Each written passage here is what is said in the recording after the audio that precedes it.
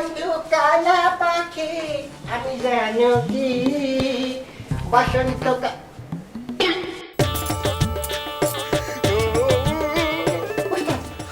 রুগী আছে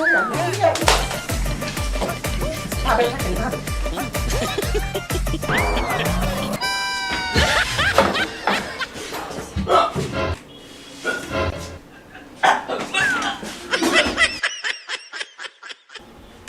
কি যা ওইটে অনুমতি ছাড়া চেম্বারের মধ্যে ঢুকে পড়লো আবার ভাইয়া ছেলে দৌড়ও মারলো। তাই তো আপনি কি খাবারের অর্ডার দিয়েছেন না খাবার ডেলিভারিতে দৌড় মারলো টাকাও তো নিল না। না না আমি সকালে বাড়িতে খাই আছি কোনো খাবার মাবার অর্ডার দিই। উস্তাদ সুলামনা দিয়ে গেছে আমার কিন্তু সুলামনা হেবি প্রিয় খাবেন নাই না না অসাধারণ কিন্তু একটু আলাদা ফ্লেভার আমি কিন্তু জীবনে এরকম খাইনি ভালোই লাগতেছে খারাপ খারাপ হলেও টেস্ট আছে।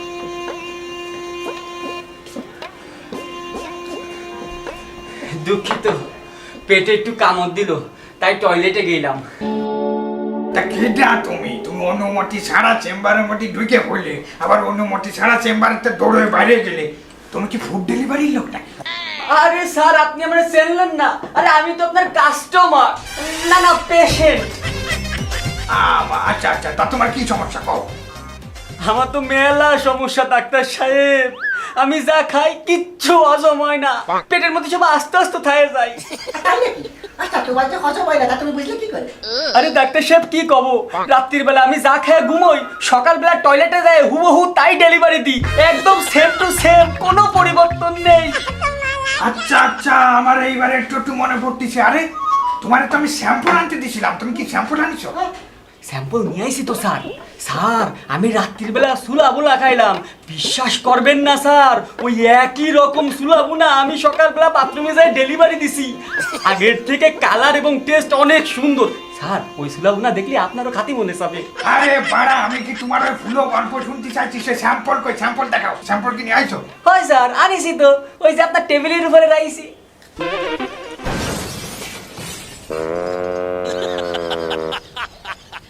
এইটা কি আমার পিরিস? হ্যাঁ আপনি তো সত্যি রেখে গেলেন। কালি তো মনে হয় আপনি ওই সেই স্যাম্পলই খাচ্ছেন। পানিকা পানিকা পানিকা। হ্যাঁ আরে স্যার কি করেন কি করেন? আরে তুমি থাকো, পানিকা পানিকা।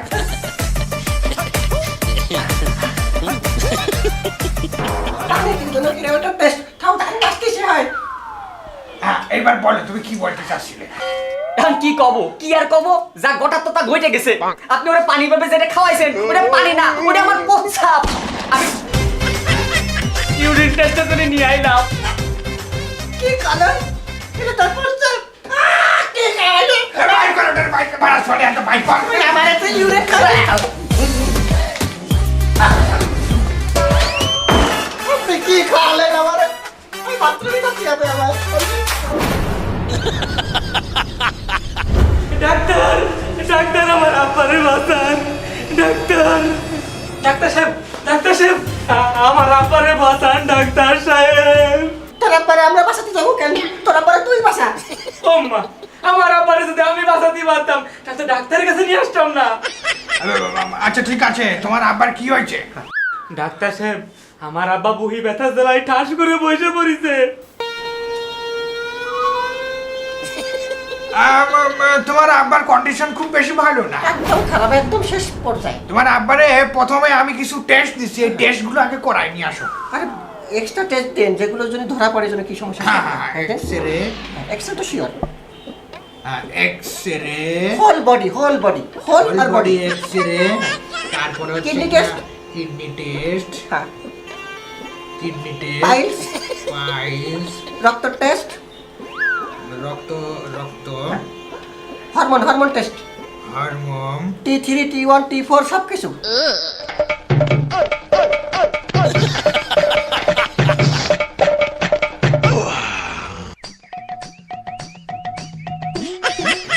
ওকে ঠিক আছে, ডায়াবেটিস, ব্লাড গ্রুপ সব কিছু দিতেই থাকে। আরে আপনি বুঝি সিরিয়াস রোগী, বাসে কিনা দেন আর দিতেই থাকেন আর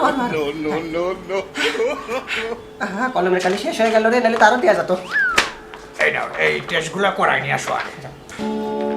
ও মা, ডাক্তার সাহেব আমার আব্বারে তো ঠিক মতন দেখলেনই না, রোগের নামও জিজ্ঞেস করলেন না, আসা মাত্র এতগুলো টেস্ট দিয়ে দিলেন। আরে তুই কি মেলা বেশি বুঝিস, আমাকে ডাক্তারের চাইতে বেশি বুঝিস। শোন, আমাকে এই ডায়াগনস্টিক সেন্টারের মালিক বলেছে প্রতিদিন অন্তত 50,000 টাকা টেস্ট দিতে। হ্যাঁ কি আবার আবার? না না বলেছিল, কিন্তু আমরা এরকম কোনো সময় করি না। না না ওইগুলা না। শোনো, তোমার বাপের যে কন্ডিশন দেখলাম, তাতে ওই টেস্ট গুলো না করানো পর্যন্ত কোনো ওষুধ দিতে পারতেছি না বাবা। ডাক্তার সাহেব, তারপরও আমার আব্বার একটু ভালোভাবে দেখে প্রাথমিকভাবে তো কিছু ওষুধপাতি দিতে পারতেন। কি ওষুধ দেওয়া যায়? আমার কাছে শুনতে শুনকান, আমি একটু এক্সরের নাম পেয়ে আপনার হেল্প করেছি একবার, আমি পারবো না ওষুধের নাম। আচ্ছা ঠিক আছে, তোমার আব্বার জন্য আমি এখন যা করতে পারি, আমি ওই 5টা দোয়া লিখে দিছি, 5 ওয়াক্ত নামাজ পড়ে এই দোয়া করে ফু দিবা। ও মা, আমার আব্বার আমি নামাজ পড়ে কেন খুঁতি দিতে যাবো? কি কুলাঙ্গারের মতো কথা কইস, বাপ তোর, তুই ফু দিবি না, দেবে কিনা? আমি যদি ফু দিই তোর মাথার কাজ হবে, উল্টো আমার মুখে থুবে রয়ে এক গাদা করে প্রতিবার। আরে বাবা রে, আমি সে কথা করছি নে, দোয়াই যদি করতে হয় তাহলে তো আমি হুজুরের কাছে নিয়ে যেতাম, আমি তো ডাক্তারের কাছে আসতাম না। তা হুজুরের কাছে যাও মানা করেছে কিনা? কিন্তু আমাদের কাছে আইসো, আমাকে দায়িত্ব ছিল এক গাদা টেস্ট দিয়া, তা আমরা দিয়ে দিছি। টেস্টের ফলাফল আসলে তারপর আমরা ওষুধ নির্বাচন করবো, এখন যাও। আচ্ছা শোনো শোনো, আমরা এই সমস্ত ছোটখাটো মাথায় ব্যথা, পেটে ব্যথা, পাতায় ব্যথা, এই সমস্ত রোগী আমরা দেখি নে, আমরা ইমার্জেন্সি রোগী দেখি বাবা, ইমার্জেন্সি। ও মা, ইমার্জেন্সি বলতে আপনারা কোনটা বুঝাচ্ছেন, একটু ক্লিয়ার করেন তো। কর তুই কর। ভাই একটা লোক, তোর অনেক টয়লেট চাপিছে, কিন্তু সে টয়লেট খুঁজে পাচ্ছি না, টয়লেট করার জন্য এদিক ওদিক ছুটে বেড়াচ্ছে, ওই দিকে বলে ইমার্জেন্সি। হ্যাঁ আমি তো দম নিতে পারতেছি না, আমার অনেক কষ্ট হচ্ছে। দম নিতে কষ্ট হচ্ছে, তাহলে দম কষ্ট করে নিচ্ছেন কেন? আরে বাবা, এত কষ্ট করে দম নিয়ে চাইতে 2-3 দিন দম বন্ধ করে খায়, এতে মানুষ মরে না। আরে ডাক্তার সাহেব, এইসব কি বলতেছেন? যত টাকা লাগে আমি দেব, যেভাবে হোক আমার বাপরে সুস্থ করে দেন ডাক্তার সাহেব। আরে বাবা রে, তোমার যদি এত টাকা থাকে তাহলে ওই পুরোনো মাল রিপেয়ার করে নাও, কি একটা ব্র্যান্ড নিউ আপ বানিয়ে নাও। মানে আমি বুঝলাম না আপনাকে কথা। আরে আমি বুঝাই করছি, শোন, যদি একটা গাড়ির ইঞ্জিন খুলে মেরামত করা হয়, ওই গাড়িতে সারা জীবন ডিস্টার্ব থাকে। তার সাথে তোমাকে উচিত কি একটা নতুন গাড়ি কিনা, তাই না ডাক্তার সাহেব? হ্যাঁ আবার ঠিক কথা বলিস। আরে ডাক্তার সাহেব, এইসব কি বলতেছেন? আরে বাবা রে, এত কথা কি, তোমার যে টেস্ট গুলো দিছি, আগে ওই টেস্ট গুলো করাই নিয়ে আসো। তারপরে ওই টেস্টের রিপোর্ট দেখে আমরা নতুন করে আবার টেস্ট দেবো। কারণ হচ্ছে কি, আমরা সব টেস্টের নাম মনে করতে পারতেছি না। যাও, এখন তোমরা যাও যাও। ঠিক আছে, আমরা টেস্ট করে নিয়ে আসতেছি, কিন্তু আপনারা দুজন কিন্তু থাকবেন। তারপর চলো। আমাকে চেম্বারে আমরা থাকবো না তো থাকবা কিনা?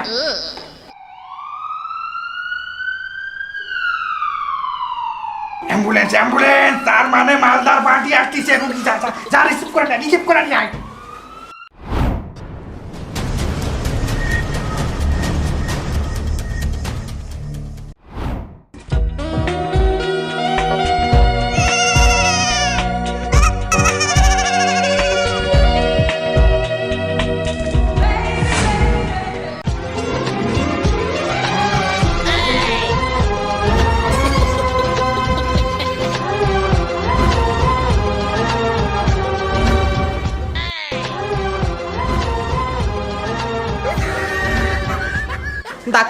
ডাক্তার সাহেব, আমার বাবাকে বাঁচান ডাক্তার সাহেব, আমার বাবা স্ট্রোক করছে ডাক্তার সাহেব। এই কি হলো ডাক্তার? হ্যাঁ আমি ডাক্তার। কি হয়েছে? কি হয়েছে? আমার বাবা অসুস্থ, আমার বাবাকে বাঁচান। তোমার বাবা অসুস্থ? মানে আমার বাবা অসুস্থ? নেও না, ভিতরে চলো তাড়াতাড়ি।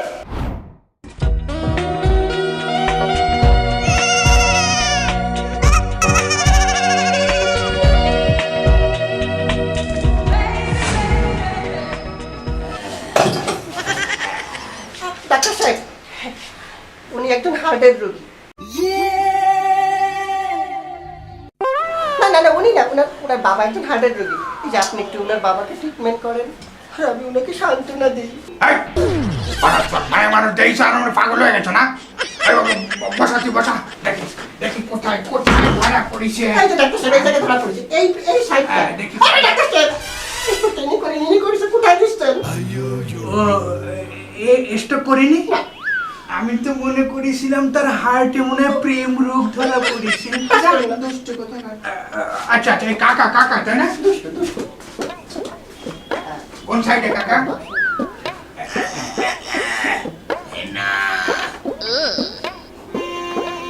অবস্থা মনে হয় ভালো না।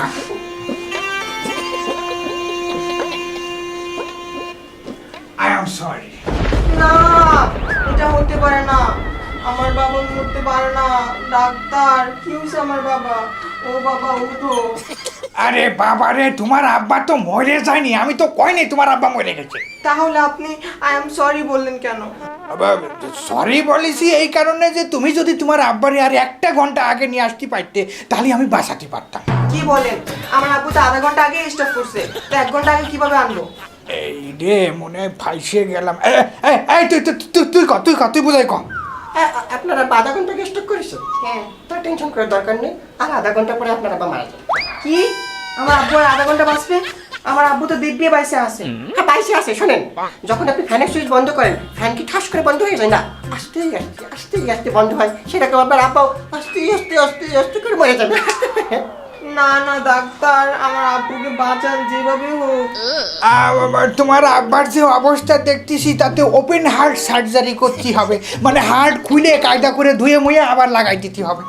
এটা একমাত্র আমাকে ডাক্তার সাহেবই পারে, আর কেউ পারে না। যা খোলার খোলেন, তাড়াতাড়ি আমার আব্বুকে বাঁচান। ওরে না, তুই আমারে বাঁচা মা, ওরা তো আমারে মারিয়ে ফেলবে নে। ওরে না, আমারে বাঁচা। আর কাকা চুপ করেন। শুনুন কাকা, আপনি টেস্ট বুকি করেছেন? তো মনে হয় ঠিক আছে না? একা একটু ওটা নিয়ে আমার মাথায় ব্যথা।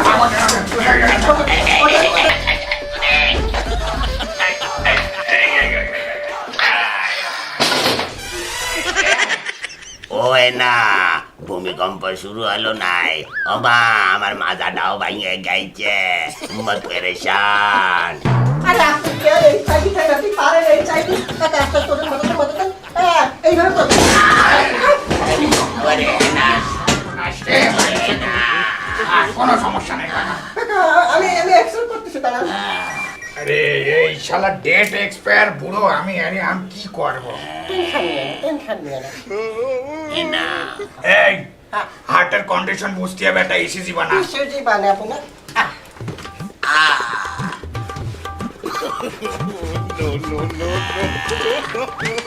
সেজি রেডি।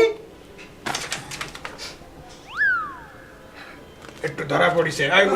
এক্সরে বানা, এক্সরে বানা। এক্সরে এ না, এক্সরে দেখি দেখি দেখি দেখি বুকের মাপ নিতে হবে। হ্যাঁ, এই এই এই এই এই প্রিন্ট দিয়ে নিয়ে আসি, প্রিন্ট। ওরে না। এই তো এই যে প্রিন্ট। ডাক্তার সাহেব, এই রোগী এখানে আর এক্সরে হচ্ছে ওখানে, এটা কেমন এক্সরে? এটা আয়ুর্বেদিক এক্সরে। আয়ুর্বেদিক? মানে বুঝলে না, এইটি হলো একটা স্বাস্থ্যসম্মত এক্সরে। আমরা যদি এখন রুগীর কলজের উপরে দাঁড়ায় যে মেশিন দিয়ে যদি ঘাই দিই তাহলে ও রুগী বাঁচবে। এই জন্য আমরা আয়ুর্বেদিক পদ্ধতিতে এক্সরে বানাচ্ছি। স্যার, এই যে আমরা এক্সরেতে দেখতে পাচ্ছি স্যার, এটা হাড়টিগুলো মোটামুটি ভালো আছে, কিন্তু হাড়টির ভিতরে যে হাড় ওটা একটু বেঁকাই গেছে, হালকা বেঁকাই গেছে। আপনার অপারেশনটা সোজা করে দিলে ক্লিয়ার। এ না, ধরা পড়েছে, ধরা পড়েছে, রোগ ধরা পড়েছে। এই অতি রেডি করো, অতি রেডি করো, অতি রেডি। এ না।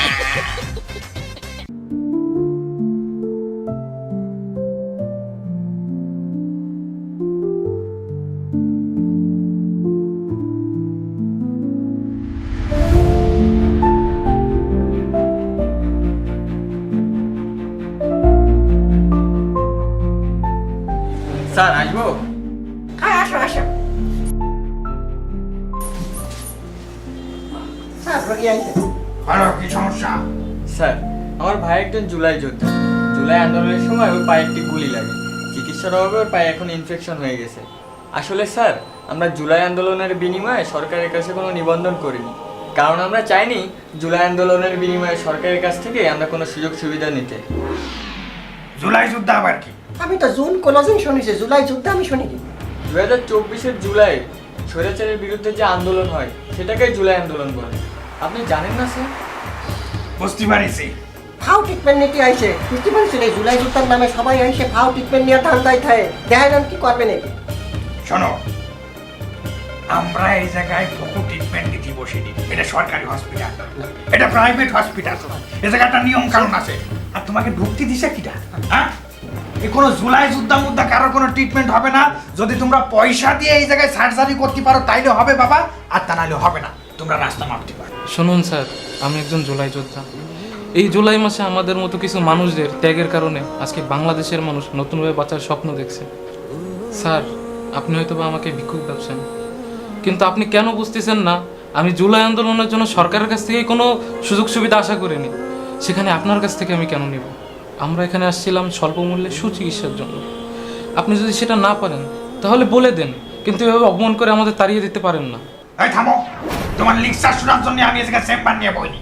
এই একবার বাইর করতে এই জায়গাতে। এই থামুন, আপনারা অনেক কথা বলেছেন, আমিও চাইলে অনেক কিছু বলতে পারতাম। এই চল। আইসে ফ্রি ট্রিটমেন্ট করতে আবার চিল্লাপাল্লা করে।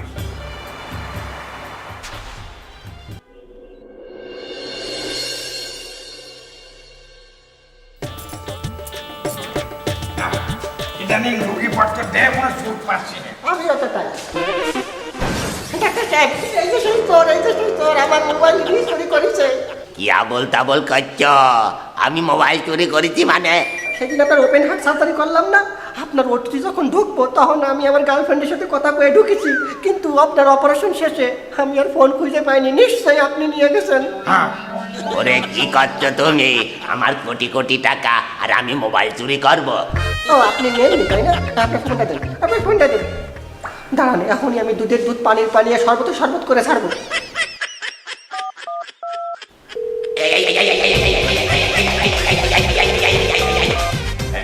কি হলো? আর আরেকটা দিয়ে দিন।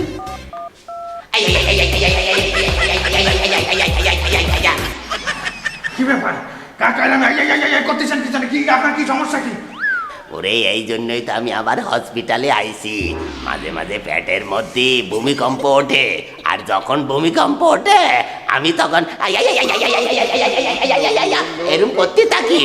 ওরে ডাক্তার সাহেব, আমারে বাঁচান। উস্তাদ, আমার মনে হচ্ছে কি আমরা অপারেশন করার সময় ওই কারেন্ট চলে গেল না, আমি তো টর্চ ধরিলাম মোবাইলটা মনে ওর মধ্যে থেকে গেছে। করেছিস কি? মোবাইল তুই সেলাই করে দিছিস? চাচা, একটা সমস্যা তো হয়েই গেছে। যাই হোক, এখন আপনার হচ্ছে ওপেন মোবাইল সার্জারি করতে হবে, আর ওপেন মোবাইল সার্জারি করে ওই মোবাইল বাইর করতে গেলে 6 লাখ টাকা পড়বে। ডাক্তার সাহেব, 6 লাখ টাকা কোনো ব্যাপার না। আমার এই ভূমিকম্পর হাত থেকে বাঁচান, নালে উম্মত পেরেশান হয়ে যাব।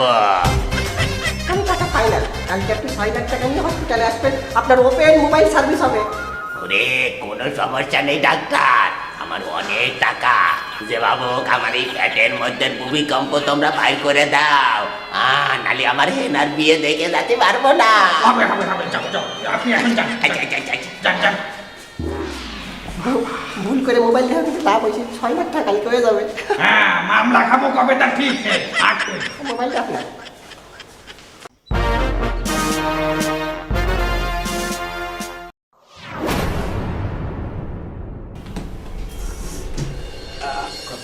আপনারা?